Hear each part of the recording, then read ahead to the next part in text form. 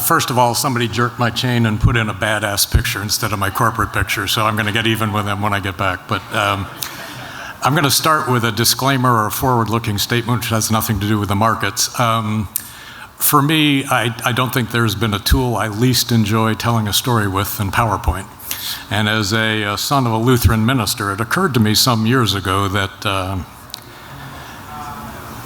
if Jesus used PowerPoints, there wouldn't be any Christians. How do we think?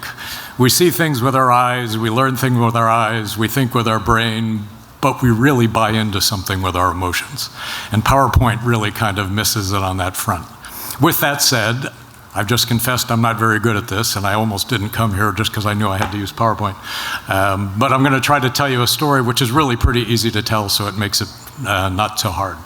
So what's the 2C concept? For us, already said, we use something called quantum dots. What's a quantum dot?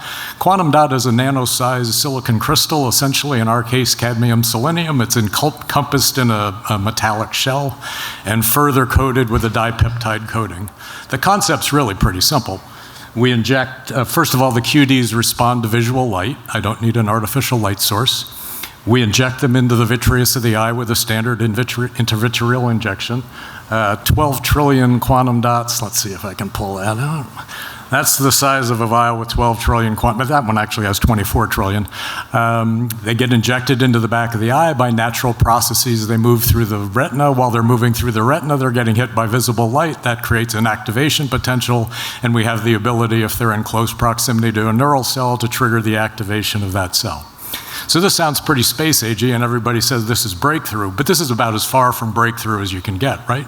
Electrical stimulation goes back how far? The earliest I found was 39 AD, where they used electric eels in a tank and could give a 600-volt charge and was used for arthritis, gout, and headaches. I don't know what the safety profile looked like. I wasn't able to find that. Fast forward about 2 millennia, and Michael Faraday invented the Faradic electrifier, which the Boston Globe claimed was probably the most marvelous invention in the past century and was going to be used for therapeutic effects across the board in electrical therapeutics.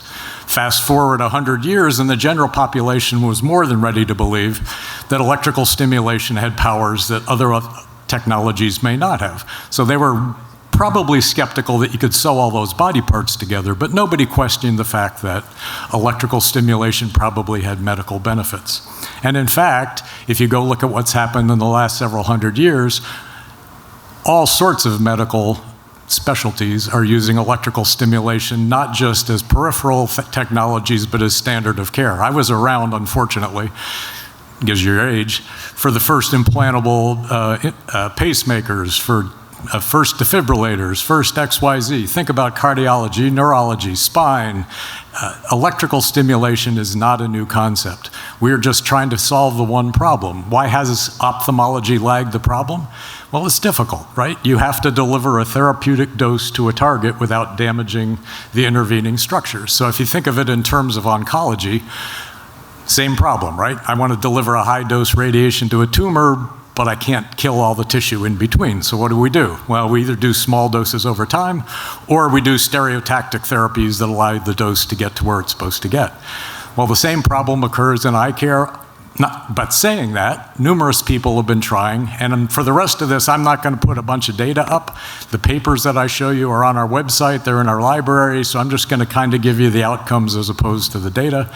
But if you go think about what's been done in the neural retina, Mark Humayun's group, who's going to be up here in a minute, and others pioneered the retinal implant. We heard today about optogenetics. There's been photo switch. There's been transcorneal stimulation of the retina.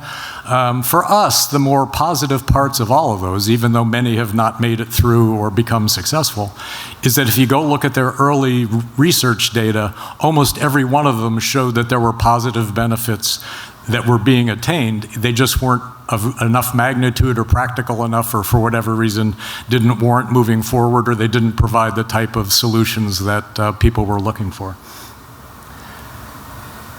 So what do we know about 2C tech?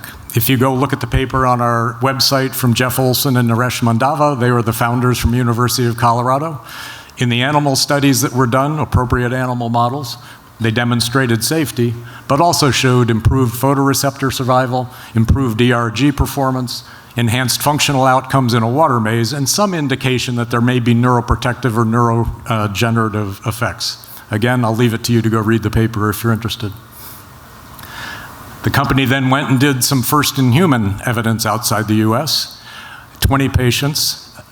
That paper was only recently published, past 3 or 4 years, but the data was collected back in about 2015. The delay in publishing the paper was a long story I could tell you, but the data is the data that was originally generated. What did we find? We found safety, but we also found efficacy was noted in about 1 to 2 weeks, so it's not a long-term, it either worked or didn't work. If you talk to the patients, and they were all interviewed separately, it wasn't a group of patients, about 80% reported the same benefits subjectively: improved color, improved brightness, improved whatever. The company at that time, and it's still a problem, obviously, getting objective vision measurements in patients with severe compromised retinal disease is difficult. So that there were indications of positive effects, but not enough to make any claims. But what there were some life stories, and you heard somebody else today say the same type of thing. There was a lady that said she cooked dinner for the first time in 7 years. A guy said he walked down the street without stepping in potholes, et cetera, et cetera. So that kind of thing gives you motivation and says, let's go figure out how to take this forward, and that's where we went to our next pursuit of funding. And it was based on what we thought we had as real advantages. So on the clinical side, we use standard intravitreal injection. We don't have to teach anybody to do that. The regulatory pathway looks like a drug, smells like a drug, margins like a drug. It's a device, and we've cleared ourselves down the device pathway. So think of it as essentially a transient electrical stimulator. No external light source. We're trying to protect or enhance natural vision. We're not trying to have to teach the patient how to recognize a new source of input. And from my perspective, that means this could either be primary therapy, adjunctive therapy, or maybe even bridge therapy. If you go back to cardiology, they use pumps sometime to get people either from near heart failure to heart transplant or near heart failure to end of life. From a commercial standpoint, as other people have said, we're gene agnostic, we don't care. The business model is reasonably straightforward, and you can imagine you can use it, stop using it, the material passes out of the body. Our assumption is it's about a 3 to 4 month. That's one of the things we need to find out.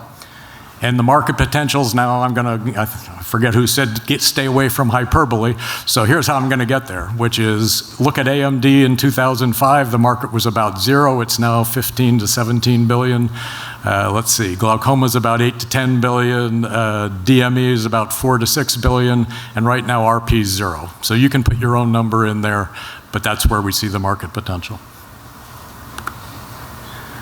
So where were we going after that? We were able to raise funding to go to the next phase. We spent some time, which is a long story, discussing things with the FDA, and we made the decision to go to the UK. The letter on the right is basically full authorization from the Ministry of Health in the UK to conduct a trial, and the trial design is already established. So it's a single injection and a randomized eye, 20 subjects with RP over a wide range, and in the earlier study it was mostly severe RP. Functional vision as an endpoint, and the beauty of what's happened, the 2017 guidance from FDA, the Spark Therapeutics approval, is mobility course as a functional endpoint is now accepted by FDA as an acceptable endpoint, and we're using standard objective measures of vision as secondary endpoints. And from the Ministry of Health, a statement about how important this study is. What mobility course are we using? A number of people are using Aura. They've been a great partner for us. They have a proprietary mobility course. The beauty is you can set up different degrees of difficulty. You move them around so nobody can learn. It's accepted as a primary endpoint. Their light levels are very precisely controlled. There's an infrared video that allows a reading center to grade the progress of the patients, so you don't have to use just a guesstimate as to whether they did better or not. And it's currently being used in numerous trials across the country, or across the globe, frankly. Well, now I got to figure out the backwards. We were blessed to find top-tier investigators that support us. So we have Michelle Michaelides at Moorfields. I think he sees more RP patients in a month than most people do in a year. Tim Jackson at King's College. Both of them have been intimately involved in the design of the trial, and both sites are prepared to move forward as soon as we're ready to move forward. And it all sounds like everything's been going great, right? I mean, no problems at all, right? And then we had a little, life ain't fair moment. So our little particle took a hit from a much bigger particle. We probably spent 18 months dealing with the issues that all of you probably dealt with in terms of remote working, companies that were no longer able to address their manufacturing problems. So we have exclusive rights for use in the eye for the quantum dots, but those people weren't able to make quantum dots if they weren't able to go to their factories, et cetera, et cetera, et cetera. So we've probably spent 18 plus months and some additional money burning fuel while we worked our way through the world all of us have had to work our way through.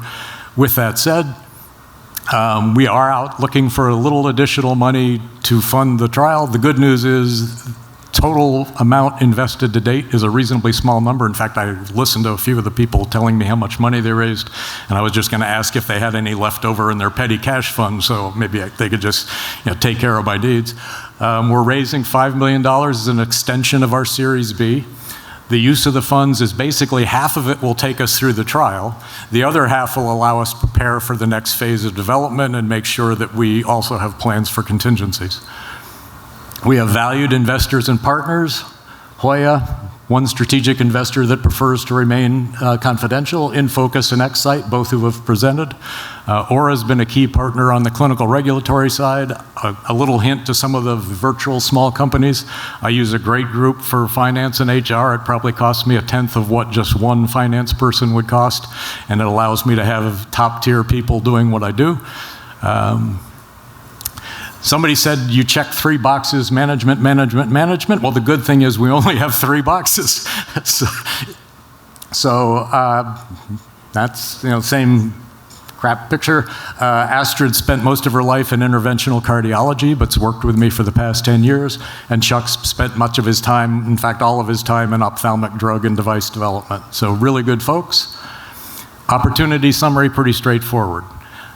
Significant unmet clinical need. We're not using some wild, untested mechanism to create a stimulation. I already explained how I got to $1 billion. Potentially workable in other retinal degenerative applications. We're not chasing those right now. We're fully prepared to go to the pilot study, and don't take this badly, but Jesus had it easy, at least in terms of presentations. If you try to do the Sermon on the Mount in 7 minutes with PowerPoints, it just doesn't work. I tried it. So that's it. Thanks.